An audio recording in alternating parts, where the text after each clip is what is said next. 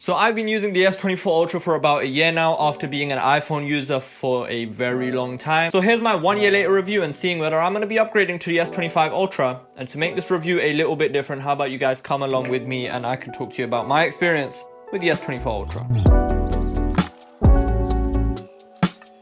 I think one of the main things you have to talk about when switching, like I said, from an iPhone to a Samsung phone is going to have to be the Android, the software experience. Samsung came ahead and said, you know what, the S24 Ultra is going to be the year where we bring out a lot of AI, and the AI features have actually been useful and were here on time, unlike a certain other company. Using Android as well, it's been really refreshing compared to the iPhone that I was using before. It's like little things like being able to customize your lock screen and home screen to a whole nother level. Yes, I know iPhone have customization, but it's not on the level of the S24 Ultra or any Android phone. Other things like using a much bigger and boxier phone too have been different because most iPhones have had the same curved design for a very long time. Switching to the S24 Ultra, you know, the design was also much different to use. And overall, the experience, I guess the key word is refreshing. Using the S24 Ultra from an iPhone after such a long time, the key word is refreshing. It was nice to use, had a whole load of new features that I haven't used before on the iPhone side. So yeah, keyword for the usability of this phone would be refreshing for me. I think it's finally time to talk about the cameras on this phone. Probably one of the best things that I've used on this phone and on any other phone in a very long time. Now, we all know Samsung is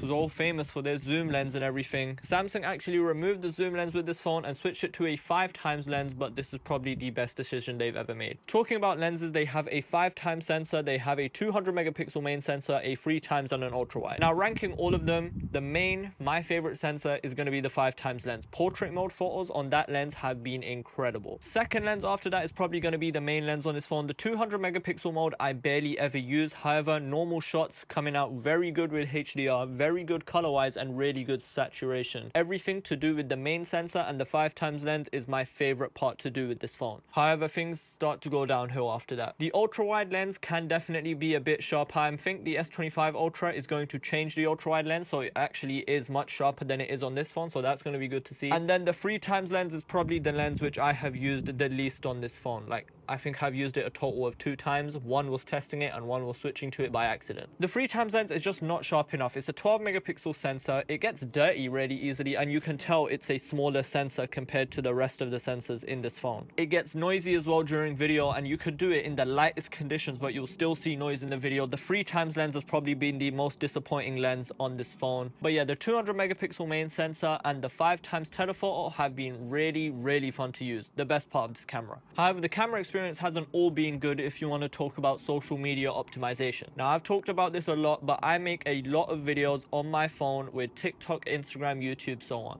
And I know this is not an S24 Ultra fault. This is just like no Android phones ever get the good optimization. That's always saved for the iPhones. But until optimization gets better, I genuinely don't think I'll be able to switch to an Ultra phone as my main 100% phone, because I make a lot of content on TikTok. You can follow me, by the way, if you want. It's right here. But yeah, until they figure that out, or until somebody figures the optimization part out, I won't be able to switch to this full time, because that's like half of my job. Video wise, video has been good. I don't record the most video in here because unfortunately, if you want to bring out the iPhone versus Samsung debate, the iPhone still wins video, but the video isn't bad by any means. We can't really talk about the S24 Ultra without talking about the design. The design on the S24 Ultra has been a really good design with one major con. Now, the one major con, let me just get it out of the way. It might be nitpicking, but the corners on this phone are kind of sharp. Like, you guys can definitely see that these corners are sharp, and they are going to change it with the S25 Ultra. Even though the corners are sharp, this phone still looks really good. Probably the best looking phone that has come out in 2024. It's made of titanium this year, not the highest grade titanium. I think they said it was grade 2 or grade 3, which isn't the highest grade of titanium, but again, come on, this color looks really good. The titanium actually gets quite a lot of fingerprints, and those fingerprints are not easy to clean. I think I've tried cleaning some of these fingerprints on the titanium S24 Ultra and they haven't come off yet. But I'm going to be trading this in anyway, so at this point it doesn't really bother me. But the best thing about this phone has been the display. The display on the S24 Ultra, 6.8 inches with this new anti-reflective coating, which I do understand gets kind of dirty, but this is a screen protector, luckily not the actual phone, so that's a plus. But apparently from articles that I've been reading, the anti-reflective coating has been like wearing off and coming off, which is not good. Hopefully they address that with the S25 Ultra and that doesn't happen with the S25 Ultra, because this is one of the best features a smartphone manufacturer has added to their phone in the longest time. A feature that's actually useful. and that won't be removed because nobody uses it. But with all that said, to conclude, the S24 Ultra has been a really good phone to use overall. Things I missed out on, like battery life, I don't even need to talk about, because the battery life has been really good on this phone. Fast wired charging, reverse wireless charging, you know, all the normal stuff. Like I said, the only complaints I have this phone is not even specifically to do with the phone. It's the fact that the social media apps that I use every single day are just not well optimized enough for this phone to take advantage of how good this phone really is. But yeah, I'm excited with what the S25 Ultra is gonna have, and yeah.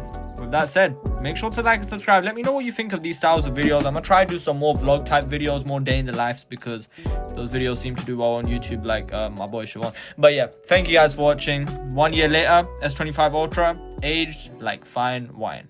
See you guys in the next video.